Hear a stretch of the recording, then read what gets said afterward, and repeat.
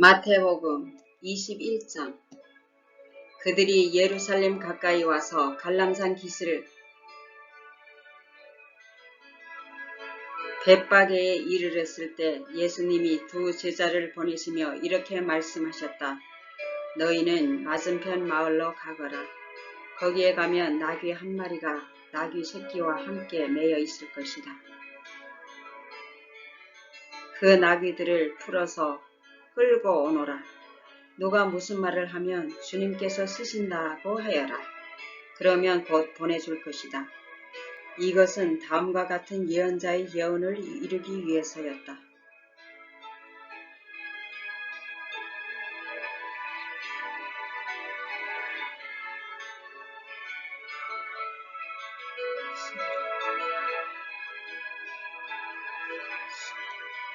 시온 사람들에게 말하라. 보라, 너희 왕이 오신다. 그가 겸손하여 나귀를 탔으니 어린 나귀 곧 나귀 새끼이다.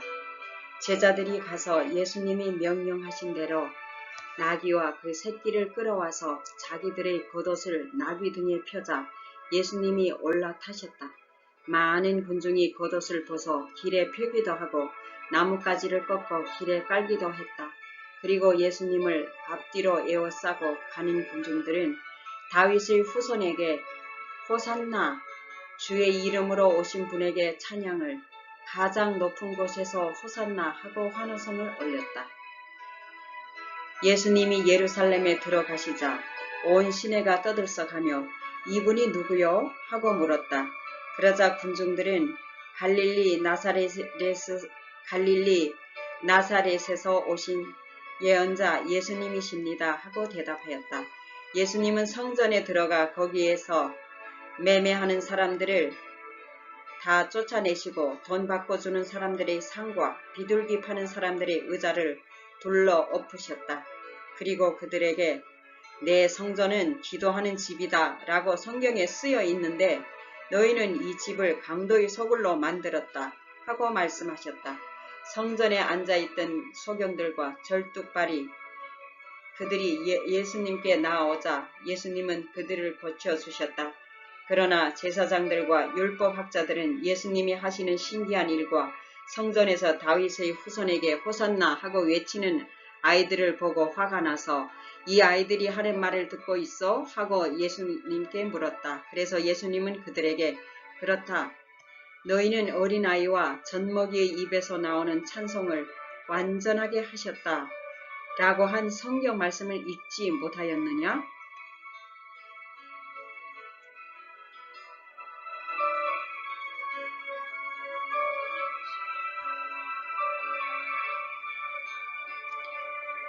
그들을 떠나 성 밖 베다니에 가셔서 밤을 보내셨다.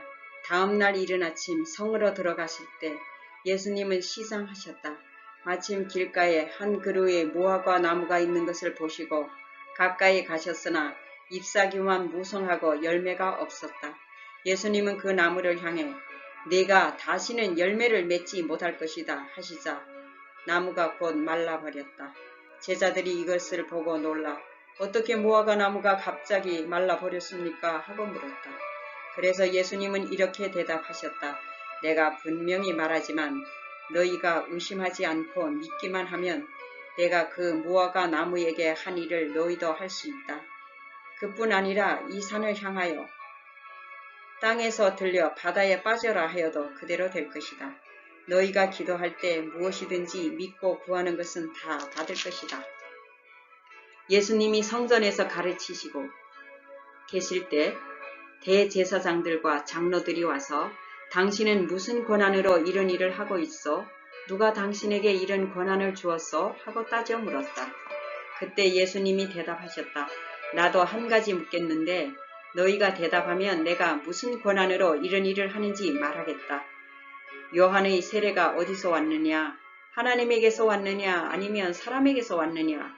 그러자 그들은 만일 하나님에게서 왔다고 하면 왜 그를 믿지 않았느냐 하고 할 것이고 그렇다고 사람에게서 왔다고 하자니 모든 사람들이 요한을 예언자로 여기고 있으므로 백성들이 두렵다 하고 서로 의논하다가 우리는 모르겠소 하고 대답하였다.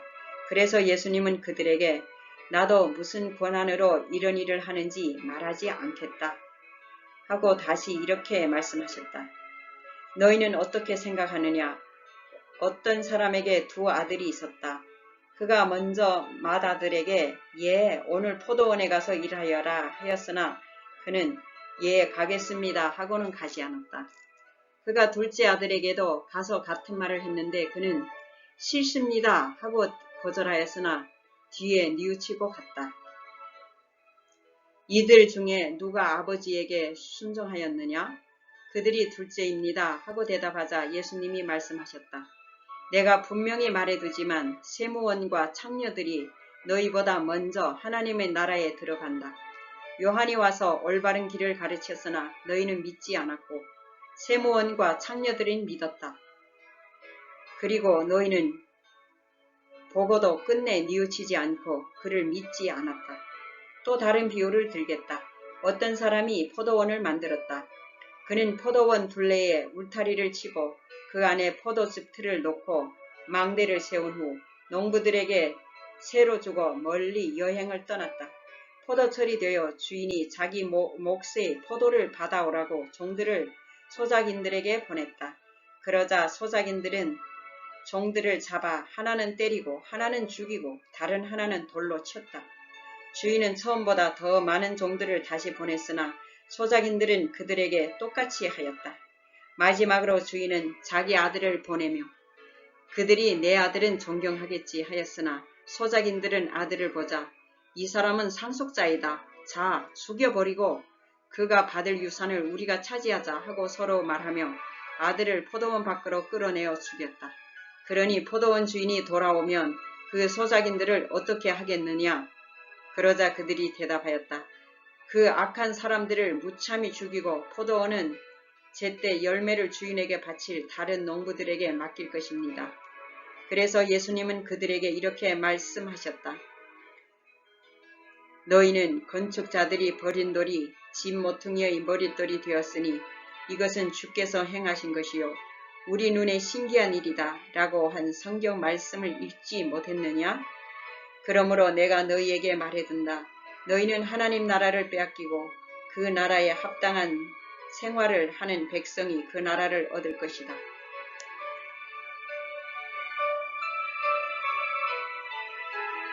이 돌 위에 떨어지는 사람은 깨질 것이며 이 돌이 사람 위에 떨어지면 그를 가루로 만들어 버릴 것이다.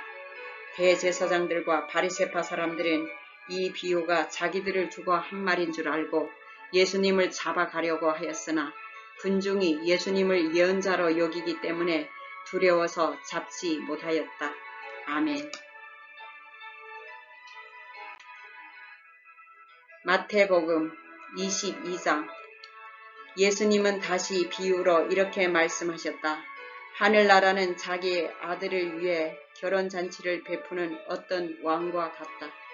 왕은 종들을 시켜 잔치에 초대한 사람들을 불렀으나 그들은 오지 않았다. 왕은 또 다른 종들을 초대한 사람들에게 보내 살진 소를 잡고 모든 음식을 푸짐하게 준비해 놓았으니 어서 잔치에 오십시오 하라고 하였다. 그러나 그들은 들은 척도 않고 어떤 사람은 자기 밭으로 가고 어떤 사람은 장사하러 가고 또 어떤 다른 사람은 그 종들을 잡아 모욕하고 죽여버렸다. 그러자 왕은 화가 나서 군대를 보내 살인자들을 죽이고 마을을 불태워 버렸다. 그러고 나서 왕은 종들에게 말하였다. 잔치는 준비되었으나 초대받은 사람은 자격이 없다. 그러니 너희는 길거리에 나가 만나는 사람마다 잔치에 초대하여라. 그래서 종들이 나가 좋은 사람이건 나쁜 사람이건 만나는 대로 데려오자 잔치 자리가 가득 찼다. 왕은 손님들을 보려고 들어갔다가 예복을 입지 않은 한 사람을 보고 그대는 어째서 예복도 입지 않고 여기 들어왔는가 하고 묻자 그는 아무 대답이 없었다. 그때 왕은 종들에게 이 사람의 손발을 묶고 바깥 어두운 곳에 던져라. 거기서 통곡하며 이를 갈 것이다 하였다. 이와 같이 초대받은 사람은 많지만 선택받은 사람은 적다. 그때 바리새파 사람들이 어떻게 하면 말로 예수님을 함정에 빠뜨릴 수 있을까 하고 의논한 후에 자기들의 제자들을 헤롯 당원들과 함께 예수님께 보내 물어보게 하였다. 선생님, 우리가 알기에 선생님은 진실하시고 진리대로 하나님의 교훈을 가르치시며 사람의 겉모양을 보지 않으시기 때문에 누구에게도 꺼리낌이 없으십니다. 그래서 선생님의 의견을 듣고자 합니다. 로마 황제에게 세금을 바치는 것이 옳습니까? 옳지 않습니까? 그러자 예수님은 그들의 간교한 생각을 아시고 위선자들아, 왜 나를 시험하느냐? 세금으로 바치는 돈을 내게 보여라 하고 말씀하셨다. 그들이 예수님께 데나리온 하나를 가져오자 예수님은 이 초상과 글이 누구의 것이냐 하고 물으셨다. 그들이 황제의 것입니다 하고 대답하자 예수님이 황제의 것은 황제에게, 하나님의 것은 하나님께 바쳐라 하고 말씀하셨다. 이 말씀을 듣고 그들은 말문이 막힌 채 가버렸다. 바로 그날 부활이 없다고 주장하는 사두개파 사람들이 예수님께 와서 물었다. 선생님, 모세는 형이 자식 없이 죽으면 동생이 형수와 결혼하여 형의 대를 이어야 한다고 했습니다. 우리 이웃에 7 형제가 있었는데 마지가 결혼하여 살다가 자식 없이 죽고 그 동생이 형수와 살게 되었습니다.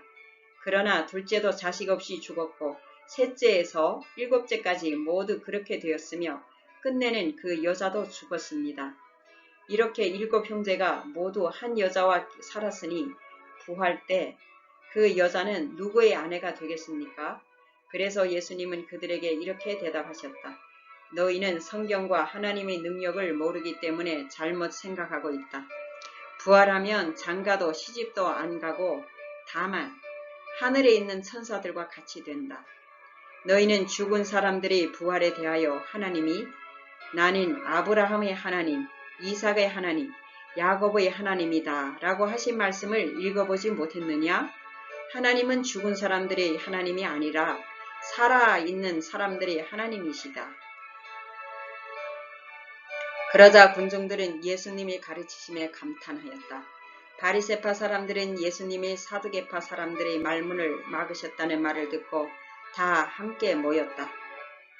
그들 중에 한 율법학자가 예수님을 시험하려고 선생님, 모세의 법 중에 가장 큰 계명은 어느 계명입니까? 하고 물었다. 그래서 예수님은 이렇게 대답하셨다. 네 마음을 다하고 정성을 다하고 뜻을 다하여 너의 주, 너의 하나님을 사랑하라. 이것이 제일 중요한 계명이다. 그 다음은 네 이웃을 내 몸과 같이 사랑하라는 계명이다.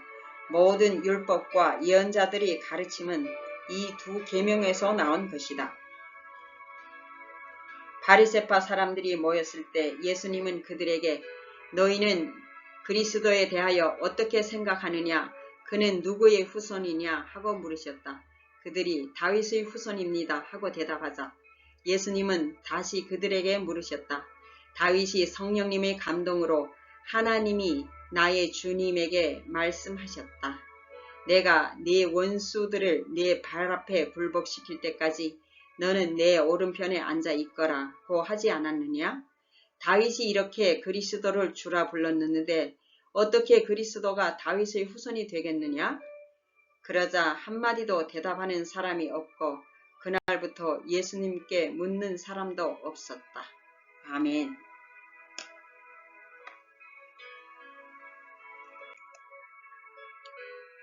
마태복음 23장. 그때 예수님이 군중들과 제자들에게 이렇게 말씀하셨다. 율법학자들과 바리새파 사람들은 모세의 율법을 가르치는 사람들이다. 그러므로 너희는 그들이 말하는 것이 무엇이든지 따르고 지켜야 한다. 그러나 그들의 행동은 본받지 말아라. 그들은 말만 하고 실천하지 않는다. 그들은 무거운 짐을 남의 어깨에 지우고 자기들은 손끝 하나 까딱하려 하지 않으며 또 하는 일마다 남에게 보이고 기도할 때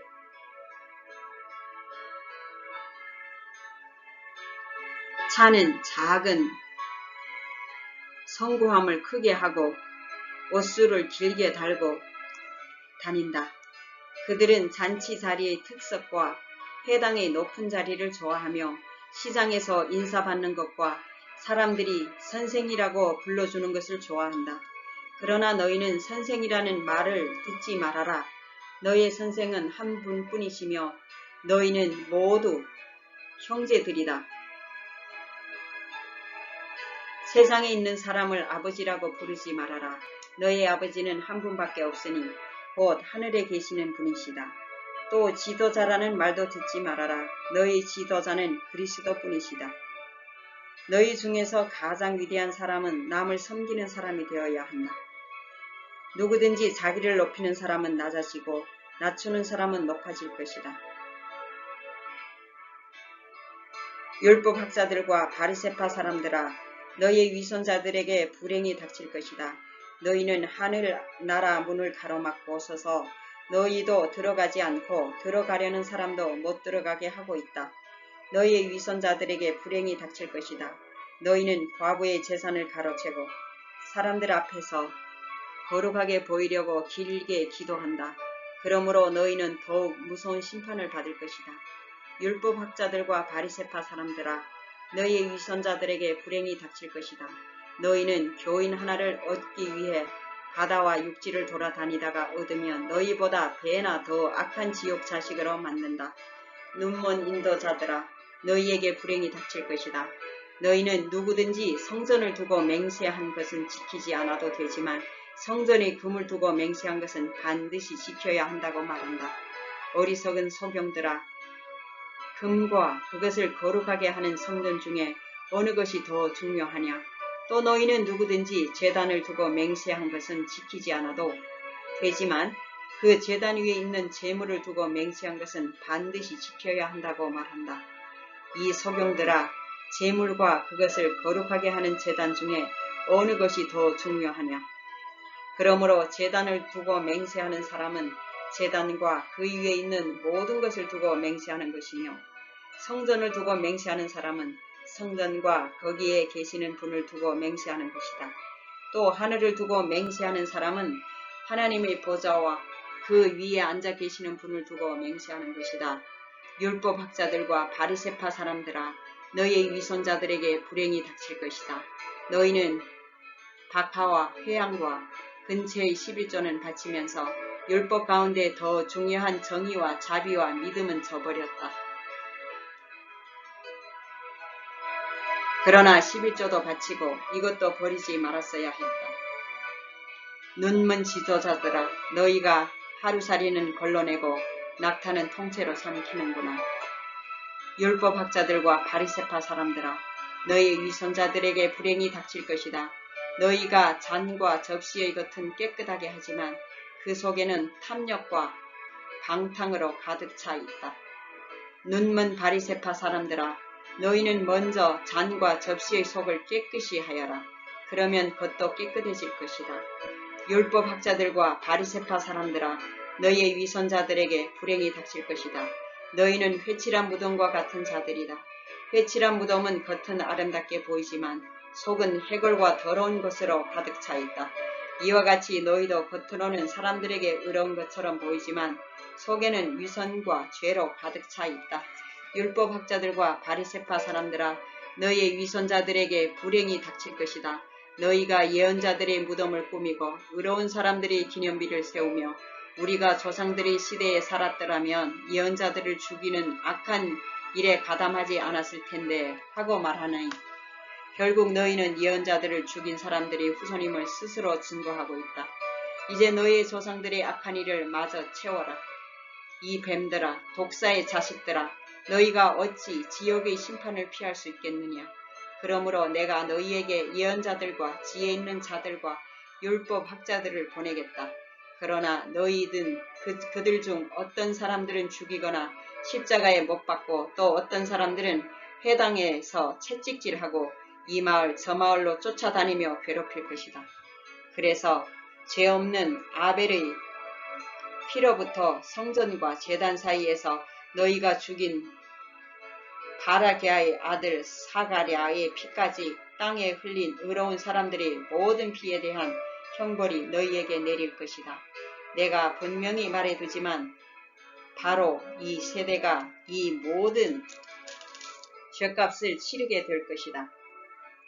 예루살렘아, 예루살렘아, 네가 예언자들을 죽이고 하나님이 보내신 사람들을 돌로 치는구나. 암탉이 병아리를 날개 아래 품듯 내가 네 자녀를 모으려고 한 적이 몇 번이냐. 그러나 너희가 원하지 않았다. 이제 너희의 집이 버림받아 황폐해질 것이다. 내가 분명히 말해둔다. 너희가 주의 이름으로 오는 자가 복이 있다 할 때까지 다시는 나를 보지 못할 것이다. 아멘.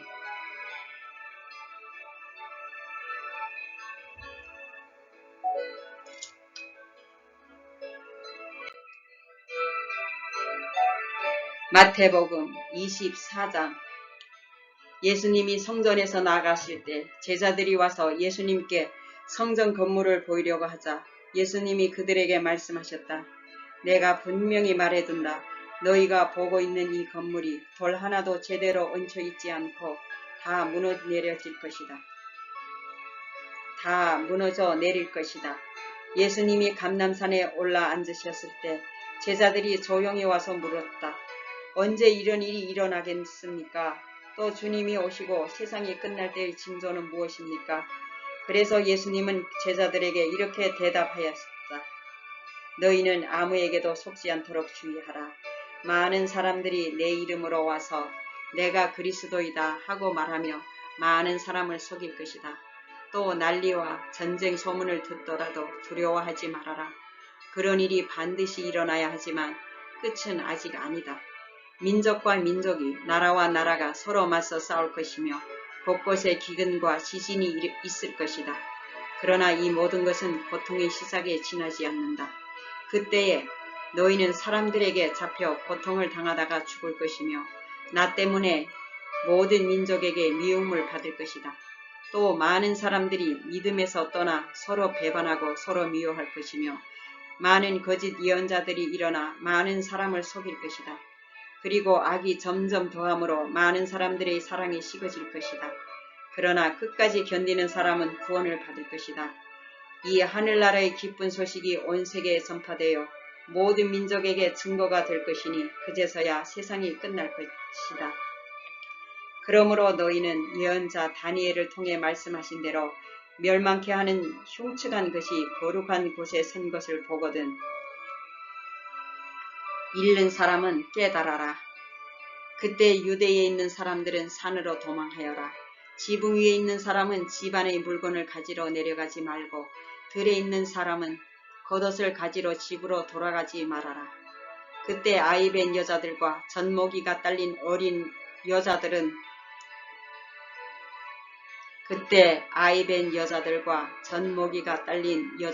불행할 것이다.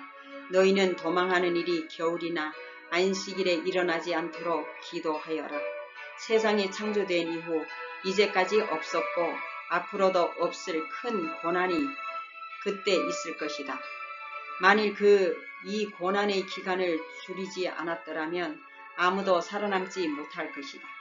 그러나 선택된 사람들을 위해 그 기간이 줄어들 것이다. 그때 누가 너희에게 그리스도가 여기 있다 저기 있다 하여도 믿지 말아라. 거짓 그리스도와 거짓 예언자들이 일어나 큰 기적과 놀라운 일을 행하여 할 수만 있으면 선택된 사람들까지 속이려고 할 것이다. 듣거라. 내가 너희에게 미리 말해둔다. 사람들이 너희에게 그리스도가 광야에 있다 해도 너희는 나가지 말고 골방에 있다 해도 믿지 말아라. 번개가 동쪽에서 서쪽까지 번쩍이듯 나도 그렇게 올 것이다. 시체가 있는 곳에는 독수리가 모여들기 마련이다. 그 고난의 기간이 지나면 해가 어두워지고 달이 빛을 내지 않을 것이며 별들이 떨어지고 전체가 뒤흔들릴 것이다. 그때에 내가 온다는 징조가 하늘에 나타날 것이니 세상의 모든 민족이 통곡할 것이다. 그들은 내가 구름을 타고 능력과 큰 영광으로 오는 것을 보게 될 것이다. 내가 큰 나팔 소리와 함께 천사들을 보낼 것이며 그들은 하늘이 이 끝에서 저 끝까지 사방에서 선택된 사람들을 모을 것이다. 무화과 나무의 비유를 배워라. 가지가 연해지고 잎이 돋으면 여름이 가까운 줄 알지 않느냐. 이와 같이 너희도 이런 일들이 일어나는 것을 보거든 내가 문 밖에 가까이 온 줄 알아라. 내가 분명히 말해둔다. 이 세대가 지나가기 전에 이 모든 일이 반드시 일어날 것이다. 하늘과 땅은 없어질지라도 내 말은 결코 없어지지 않을 것이다. 그러나 내가 오는 그 날과 시간은 아무도 모른다. 하늘의 천사들과 아들도 모르고 오직 아버지만 아신다. 내가 올 때에는 세상이 노아의 시대와 같을 것이다. 홍수 이전 사람들은 노아가 배에 들어가는 날까지 먹고 마시고 장가가고 시집가다가 홍수가 나서 그들을 다 쓸어버릴 때까지도 그런 일이 일어나리라고는 전혀 예상하지 못했다. 마찬가지로 내가 올 때에도 그럴 것이다. 그때 두 사람이 들에 있어도 하나는 데려가고 하나는 버려둘 것이며 두 여자가 맷돌을 갈고 있어도 하나는 데려가고 하나는 버려둘 것이다. 그러므로 깨어 있어라. 어느 날에 너의 주님이 오실지 너희는 알지 못한다. 그러나 너희는 이것을 명심하라. 만일 집주인이 밤에 도둑이 드는 시간을 알았다면 깨어 있다가 집에 도둑이 침입하지 못하게 했을 것이다. 그러므로 너희도 준비하고 있어라. 생각지 않은 때에 내가 올 것이다. 충성스럽고 지혜로운 종이 되어 주인이 맡긴 집안 사람들에게 제때에 양식을 나눠줄 사람이 누구냐. 주인이 돌아와서 그 종이 그렇게 하는 것을 보면 그 종은 정말 행복한 사람이다. 내가 분명히 말하지만 주인이 그의 모든 재산을 그 종에게 맡길 것이다. 그러나 그 종이 악하여 속으로 내 주인은 오래 있다가 오실 것이다 라고 생각하며 함께 있는 종들을 때리고 술 친구들과 어울려 먹고 마신다면 어떻게 되겠느냐. 어느 날 생각지 않은 시간에 갑자기 그 종의 주인이 와서 그를 사정없이 때리고 위선자들과 똑같이 심판할 것이다. 거기서 그는 통곡하며 일을 갈 것이다. 아멘.